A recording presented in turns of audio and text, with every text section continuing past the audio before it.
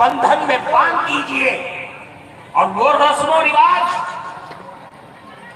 وہ چیزیں جو آج ہمارے سماج کے لیے ناسور بنی ہوئی ہے، ان تمام رسم و رواج کو ختم کریے اور یہ کہیے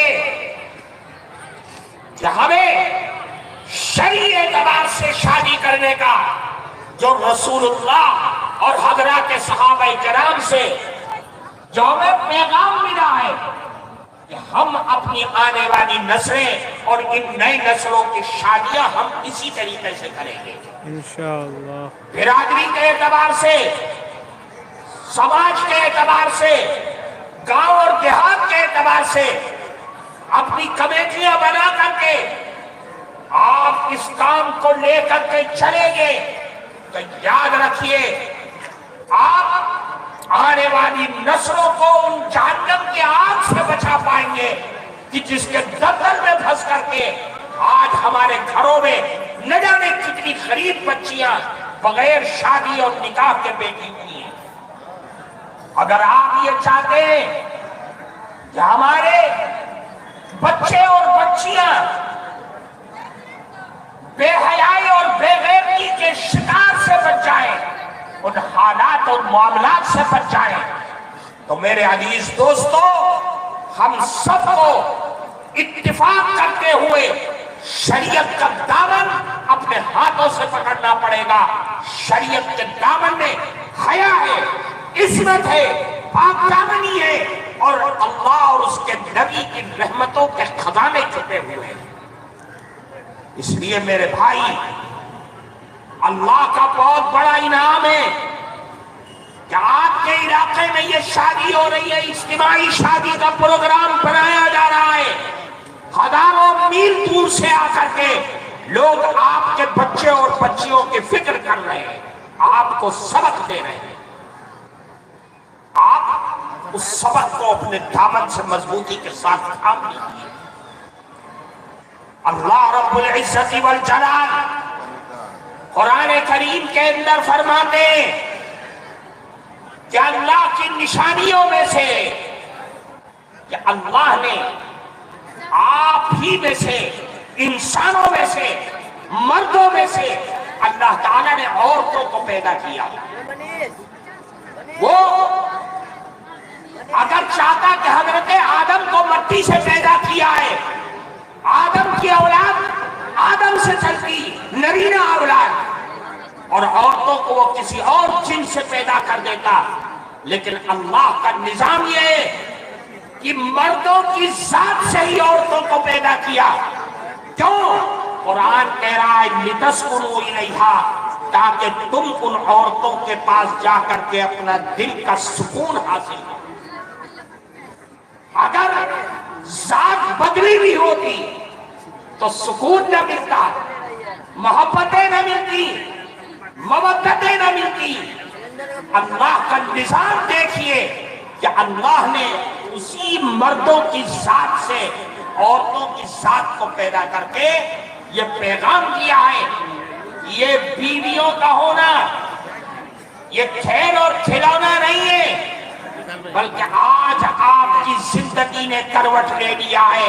آپ کے دل کا سکون اگر کہیں مل سکتا ہے تو آپ کو آپ کی بیوی کے اندر آپ کا سکون، قلبی سکون آپ کو مل سکتا ہے. اس لیے میرے بھائیوں، اللہ تعالیٰ نے قرآن میں فرمایا وَجَعَلَ بَيْنَكُمْ مَوَدَّةً وَرَحْمَةً، اللہ تعالیٰ نے اس شادی اور بیاہ کے درمیان مودت اور رحمت کو رکھا ہے. مودت کے معنی محبت کے ہیں، اور جب عمر کے اس حصے میں پہنچ گیا کہ جہاں کوئی اور سبب نہیں ہو سکتا، تو آج اللہ تعالیٰ نے قرآن میں فرمایا کہ اب رحمت کا معاملہ کرو کہ جس مرد نے تمہارے ساتھ اپنی جوانی گزاری ہے، جس عورت نے بیوی بن کر کے تمہارے ساتھ جوانی گزاری ہے، آج بڑھاپے میں اس کے ساتھ رحمت کا معاملہ کرو، ایک دوسرے کے دکھ درد کے اندر شریک ہو جاؤ. یہ پوری زندگی کا نظام دے دیا ہے اللہ نے قرآن کی اس آیت کے اندر. اس لیے میرے بھائیوں، جب شرعی اعتبار سے شادی اور بیاہ ہو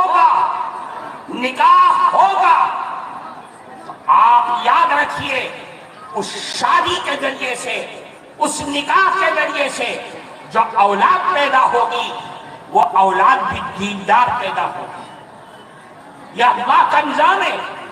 اور جتنی خرافات کر کے آپ نکاح کی مجلس کو سجائیں گے، وہاں کوئی گارنٹی نہیں ہو سکتی ہے کہ اگلی زندگی کن حالات کے اندر گزرتی ہے اور اس سے پیدا ہونے والی اولاد کن حالات میں پیدا ہوتی ہے۔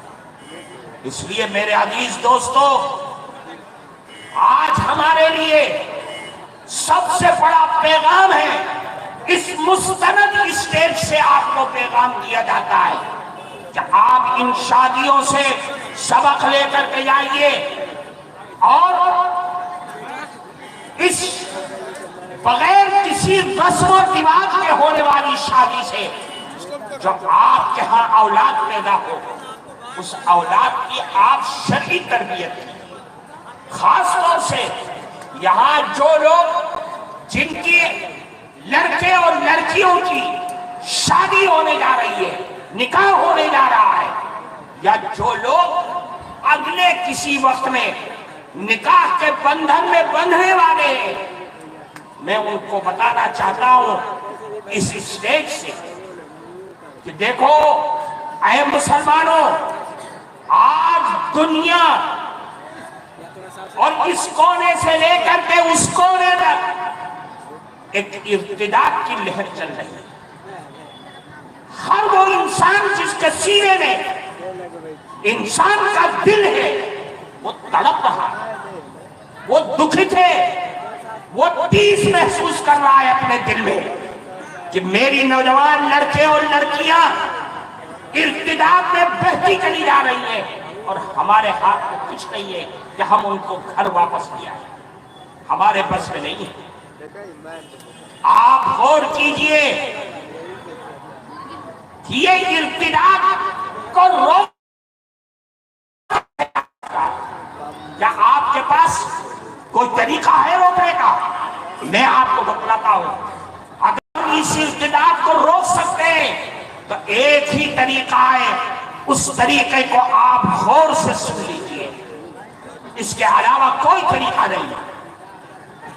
اللہ کے نبی نے 1450 سال پہلے جو طریقہ ہمیں اور آپ کو دے دیا ہے، اگر اس طریقے کو اپناؤ گے تو یہ ارتداد کی لہر ختم ہو جائے گی اور آپ سکون اور محبت کی سانس لے لیں گے۔ اس کے علاوہ کوئی طریقہ نہیں۔ اللہ کے نبی نے فرمایا کہ اے لوگوں، اولاد کی تربیت کرو، اولاد کی تربیت کی فکر کرو۔ کیوں؟ اس لیے کہ اولاد کی تربیت کرنا ہر مسلمان مرد اور عورت پر فرض ہے۔ جس طریقے سے نماز فرض ہے، روزہ فرض ہے، حج فرض ہے، زکوٰۃ فرض ہے، اسی طریقے سے اولاد کی تربیت کرنا بھی فرض عین ہے، جس کو آپ اپنے ذہن میں بٹھا لیں۔ اگر کوئی آدمی، کوئی ماں اور باپ اس بات بننے کے چکر میں دنیا کی دوڑ میں شامل ہو کر کے اولاد کی تربیت کی فکر نہیں کرتا، تو میں کہتا ہوں وہ اپنی اولاد کی نگاہوں میں اپنے معاشرے کے اندر مجرم ہے، وہ ظالم ہے، وہ ماں اور باپ کہنے کے لائق نہیں ہے، جس نے اپنی اولاد کی تربیت نہیں کی۔ اب آپ دیکھیے اللہ کے نبی کس انداز سے تربیت کرنے کی تعلیم دے رہے ہیں۔ اے مسلمانوں، آپ غور سے سنیے، اللہ کے نبی نے فرمایا جب اولاد پیدا ہو تو پیدا ہونے کے بعد اس کے داہنے کان میں اذان اور بائیں کان میں تکبیر کہنے، یہ اللہ کے نبی کا حکم ہے۔ کتنے مسلمان ہیں جو جوان ہو گئے، بوڑھے ہو گئے، کتنوں کو اذان دینی آتی ہے، کتنوں کو تکبیر کہنی آتی ہے، کتنے خاندان ایسے ہیں ہمارے پاس جو اپنے بچوں کے کانوں میں اذان اور تکبیر پڑھتے ہیں. نہیں، آپ نے اولاد کی تربیت کا سب سے پہلا جنازہ نکال ڈالا جس کے کان میں لا الہ الا اللہ کی صدائیں جانی چاہیے تھی. آج آپ نے اس کے کان کو خالی رکھ کر کے شیطان کا گھر بنا دیا ہے. اس لیے اللہ کے نبی فرماتے ہیں کہ سب سے پہلا کام ہے کہ اس کے داہنے کان میں اذان دو، بائیں کان میں تکبیر کہہ کر کے لا الہ الا اللہ کی آوازوں کو اس کے ذہنوں تک پہنچا دیں. اور آگے چلیے، پھر اللہ کے نبی نے فرمایا کہ جب 7 دن ہو جائیں تو عقیقہ کرو، اس کے بال کے برابر صدقہ کرو بدل کر کے، تاکہ وہ تمہارا بچہ کسی آفت کا شکار نہ ہو. کتنے لوگ ہیں، ہم اپنا جائزہ لیں کہ ہمارے کتنے بھائی اور کتنے خاندان ہیں جو شرعی اعتبار سے عقیقہ کرتے ہیں. عقیقہ غائب ہو گیا، اس کو بوجھ سمجھنے لگے. ہم نے اس کو بوجھ سمجھ لیا. اور اگر کوئی بہت پڑھا لکھا آ گیا تو وہ اپنے بچوں کا عقیقہ بقرعید کے وقت کر دیتا ہے اور ختم ہو جاتی ہے کہانی، حصہ لے کر کے. میرے بھائیوں، ہم نے شریعت کا مذاق بنا دیا. پھر اور آگے چلیے، اللہ کے نبی نے فرمایا کہ اولاد کی تربیت کرو. جب وہ بولنے لگے اماں ابا چچا کہہ رہا ہے تو اماں ابا کی تلقین نہ کرو. میرے نبی نے فرمایا لقنوا بقول لا الہ الا اللہ، اپنے بچوں کو تلقین کرو، لا الہ الا اللہ کی تلقین کرو، اس کو سکھلاؤ. آج جو وہ زبان چلے گی لا الہ الا اللہ کی، تو جب اس کا دم نکلنے والا ہوگا تو اس وقت بھی اس کی زبان پر آخری کلمہ لا الہ الا اللہ کا ہوگا. یہ جناب رسول اللہ صلی اللہ علیہ وسلم کی تعلیم ہے ہر مسلمان مرد اور عورت کے لیے.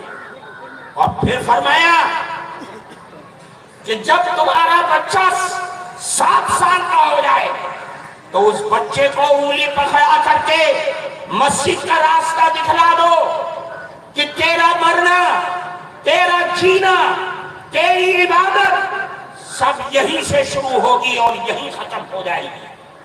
اذان تیرے کانوں میں دے دی گئی ہے، تکبیر بھی پڑھ دی گئی ہے، اور یاد رکھ تیری زندگی کا آخری مرحلہ ہوگا تو ہم تیری نماز پڑھ کر کے یہی ختم کر دیں گے تیری زندگی کا. ہم نے، اللہ کے نبی نے فرمایا تم 7 سال کا ہوشیار بچہ ہو گیا تو اب لقنوا آدابکم، اپنے بچوں کو آداب سکھلاؤ. یہ سمجھنے کی چیز ہے. ہر مسلمان جتنے یہاں شریک ہیں وہ اس بات کو سمجھے کہ شرعی اعتبار سے اولاد کی تربیت کس انداز سے ہو سکتی ہے اور ایک بہترین سماج بن کیسے سکتا ہے، بہترین انسان کیسے بن سکتا ہے. اللہ کے نبی نے فرمایا کہ اپنی اولاد کو آداب سکھلاؤ. آداب ہے کیا چیز؟ آداب کہتے کس کو ہے؟ یاد رکھیے، یہاں علماء بیٹھے ہیں، میں ان علماء سے بھی کہنا چاہتا ہوں، یہاں فکر مند ہمارے ساتھی بیٹھے ہوئے ہیں، میں ان سے بھی کہنا چاہتا ہوں، آپ اپنی تقریروں میں مسجدوں کے محراب سے آپ اپنے مسلمان بھائیوں کو اولاد کی تربیت کی فکر دلائیے جو شرعی اعتبار سے، اور ان کو بتلائیے کہ اپنے بچوں کو تعلیم دے. کیا تعلیم دے؟ اس تعلیم کو سنیے کہ میرا نبی کہنا کیا چاہتا ہے اور کیا کہہ رہا ہے. فرماتے ہیں اپنی اولاد کو آداب سکھلاؤ. جس اسلام کا لبادہ پہن کر کے مسلمان ہو کر کے وہ سماج کے اندر گھوم رہا ہے، آپ نے اس کا نام عبد الرحمن اور عبداللہ رکھ دیا. اس کو بتلاؤ کہ اس اسلام کا تقاضا کیا ہے. اسلام کہتے کس کو ہے؟ اسلام نام کس چیز کا ہے؟ عبداللہ اور عبد الرحمن نام رکھ دینے کا نام اسلام ہے؟ ہرگز نہیں۔ اس کو بتلاؤ کہ جس اسلام کو تو اٹھائے پھر رہا ہے اس کے 5 ستون ہیں، اگر کوئی ایک ستون کمزور ہو گیا تو تو نام کا مسلمان رہ جائے گا، کام کا مسلمان نہیں رہے گا۔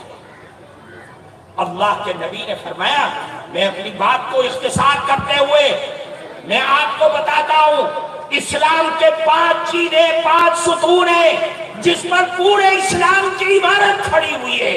اگر ایک اسلام کا ستون نہیں رہا تو پوری اسلام کی عمارت جرجر اور کمزور ہو کر کے زمین پر گر جائے گی۔ آپ نہ مسلمان رہیں گے نہ کوئی اور رہیں گے، نام کے مسلمان رہ جائیں گے، کام کے مسلمان نہیں رہیں گے۔ اللہ کے نبی نے پہلی چیز فرمائی، خوب غور سے دیکھیے آپ۔ اللہ کے نبی نے فرمایا، اپنے بچوں کو عقائد بتلاؤ، انہیں عقائد کی تعلیم دو، انہیں بتلاؤ کہ اللہ ایک ہے، اس کے فرشتے، اس کی کتابیں، اس کے رسول، آخرت کا دن، جنت اور جہنم، یہ ساری چیزوں کی تعلیم دو اور ان کو بتلاؤ کہ ہمارا ہر کام بنانے والا، ہر کام پورا کرنے والا، سارے آسمان و زمین کے خزانوں کا مالک، سب کچھ ایک ہی اللہ کے ہاتھ میں ہے، میرے ایک اللہ کے علاوہ کوئی اللہ نہیں ہے۔ اس کو اس چیز کی تعلیم دی جائے، اس کو بتلایا جائے کہ عقائد کہتے کس کو ہیں، جنت اور جہنم کیا ہے، پل صراط کیا ہے، حساب و کتاب کا دن کیا ہے۔ تجھے اللہ کے ہاں کھڑا ہونا ہے، اس کے دربار میں حساب و کتاب دینا، یہ ہے عقائد۔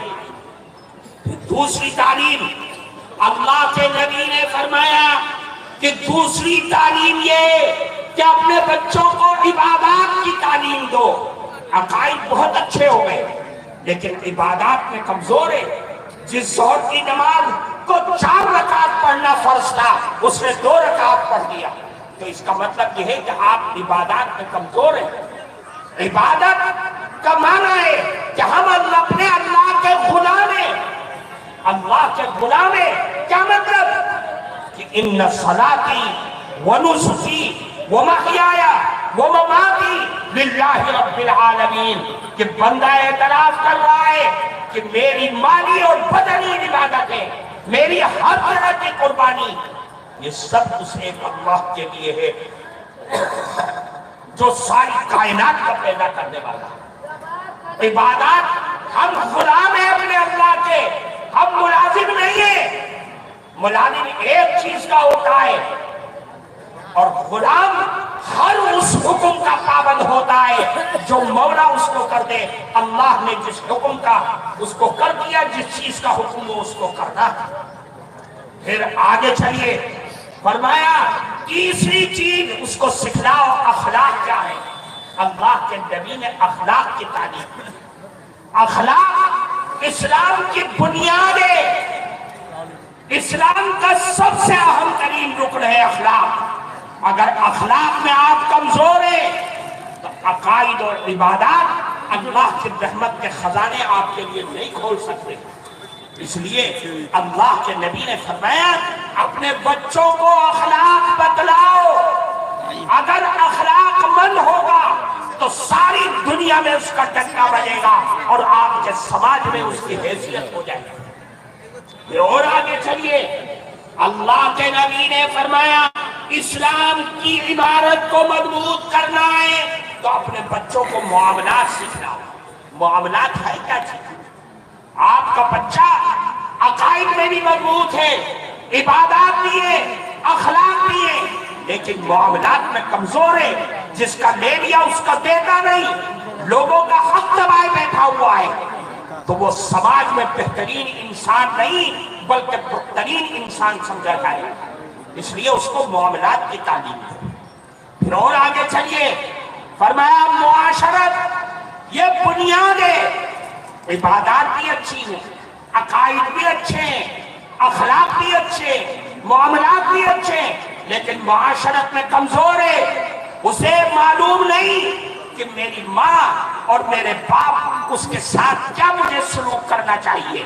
ماں باپ کو ستاتا ہے، تکلیف پہنچاتا ہے، اس کا مطلب یہ ہے کہ اللہ کے دربار میں نہ تیری عبادت کام آئے گی، نہ عقائد کام آئیں گے، نہ معاملات کام آئیں گے، نہ معاشرت کام آئیں گی۔ اللہ کی بنائی ہوئی جنت کا دروازہ تیرے لیے بند ہو جائے گا، کیونکہ ماں باپ تیرے ناراض ہیں۔ اس لیے میرے بھائیوں، آج ہم اپنی لائن کو درست کریں اور سمجھیں کہ اللہ کے نبی نے ہمیں تعلیم کیا دی ہے، ہمیں سبق کیا سکھایا ہے۔ میں اپنی ماں اور بہنوں سے بھی یہ بات کہوں گا اور اپنے بھائیوں سے بھی یہ بات کہوں گا، آج بہترین سماج اور معاشرے کو بنانا چاہتے ہیں تو آپ اپنی اولاد کی تربیت کی فکر کیجیے اور تعلیم دیجیے اور بتلائیے کہ ہمارے اللہ اور ہمارے نبی نے ہم کو بہترین انسان بننے کے لیے کیا تعلیم کیا ہے، کیا سبق دیا ہے۔ اللہ تعالیٰ ہم سب کو اس پر عمل کرنے کی توفیق عطا فرمائے۔ اور میں پھر مبارکباد پیش کرتا ہوں جو اس اجلاس کو بنانے میں، سنوارنے میں محنت